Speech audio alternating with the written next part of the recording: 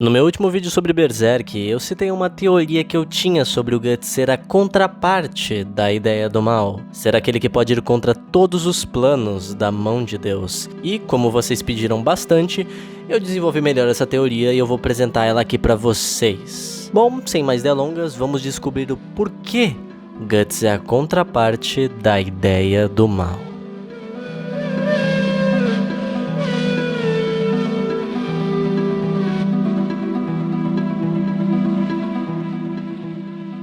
Bom, eu boto fé que vocês já sabem o que é a ideia do mal, né?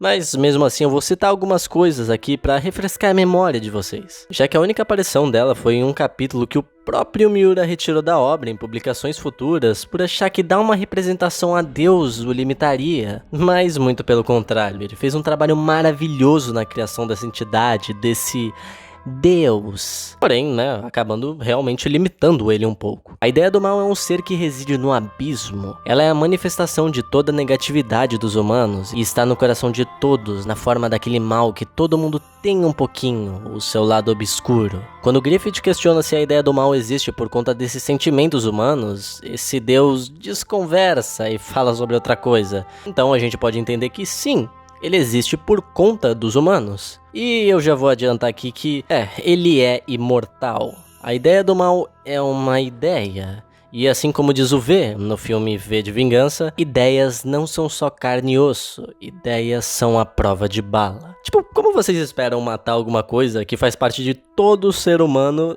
sem matar todos os seres humanos? É impossível tirar a maldade do coração de todo mundo, logo a sua existência é eterna e ele é imortal. Mas a ideia do mal é bem limitada, já que ela só consegue manipular o destino e fez tudo acontecer da maneira que aconteceu pro Griffith estar ali naquele momento. Porém, ela não pode sair do abismo e não tem controle total sobre todas as criaturas, já que ela reside no coração dos humanos. E a gente tem umas coisas nada humanas nessa obra que quebram essa regra pra cá. Mas a ideia então criou esse grupo seleto de 5 anjos que atendem às suas vontades no mundo material. Esse grupo é a mão de Deus.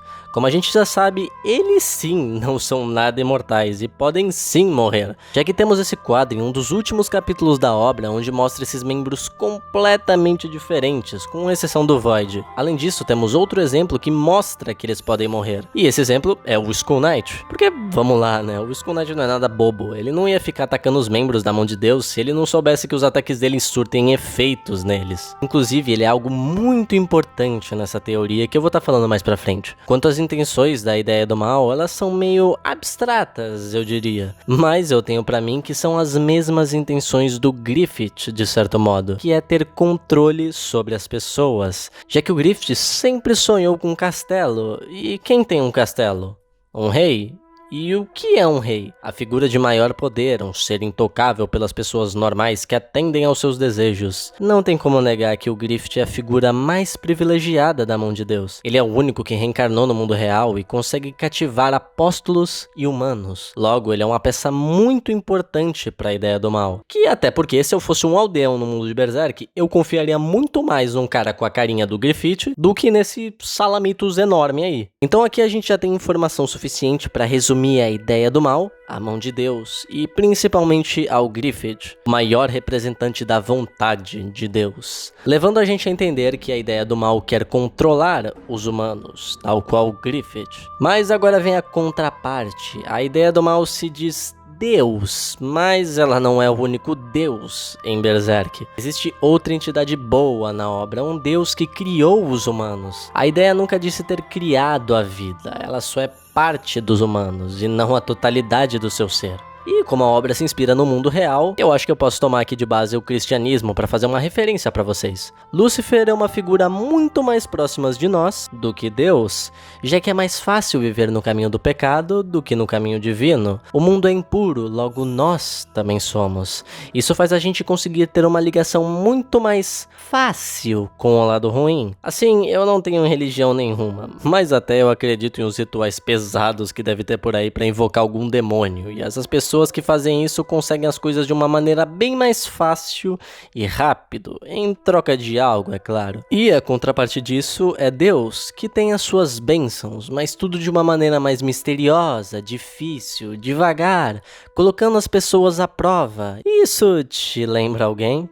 Exatamente, o Guts. Guts não acredita no destino e se nega a aceitar tudo que é imposto a ele.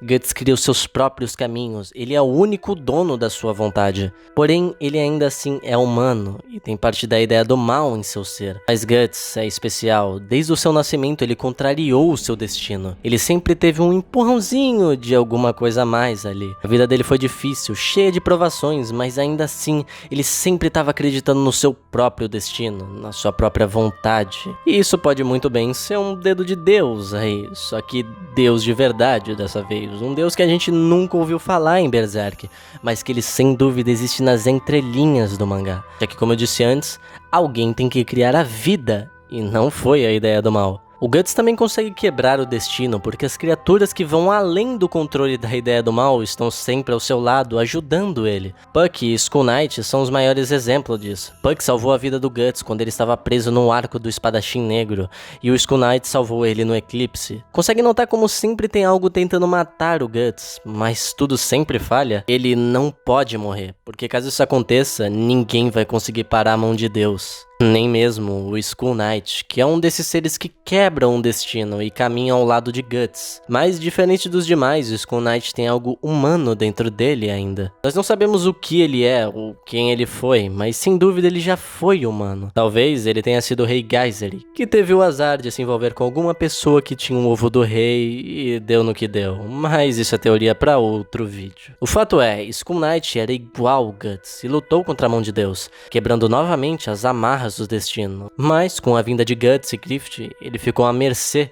da ideia do mal, colaborando com seus planos mesmo sem querer. Então agora é a vez de Guts continuar a mudar o destino de todos, sendo o representante da luz, o único que pode parar Griffith. Ele e os seres mágicos que o cercam têm o poder de quebrar mais uma vez, porém nunca definitivamente, a mão de Deus. Agora, como isso se encaixa no estado atual do mangá? Porque o Guts tá meio que cagando pro Griffith. Bom, é bem simples. Como eu disse no meu último vídeo, vai lá assistir. É impossível o Griffith e o Guts conviverem no mesmo mundo. Um deles tem que morrer. Guts pode sentir a espada dele ficando mais pesada com o passar do tempo, mas o seu destino levou ele a um lugar cheio de criaturas mágicas absurdamente poderosas por um motivo, para ele poder se preparar para o que tá por vir. Griffith vai dominar o mundo e unificar ele, mas para isso todos os usuários de magia elemental têm que desaparecer, já que eles são uma ameaça para a ideia do mal.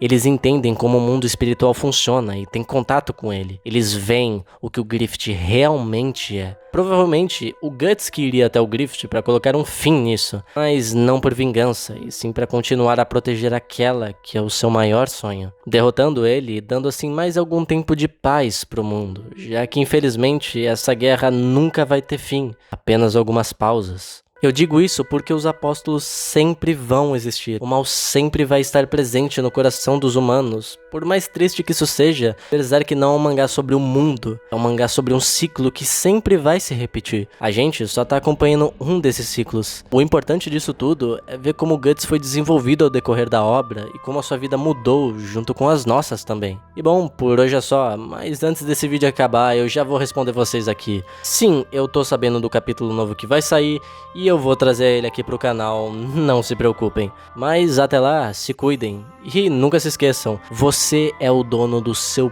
próprio destino.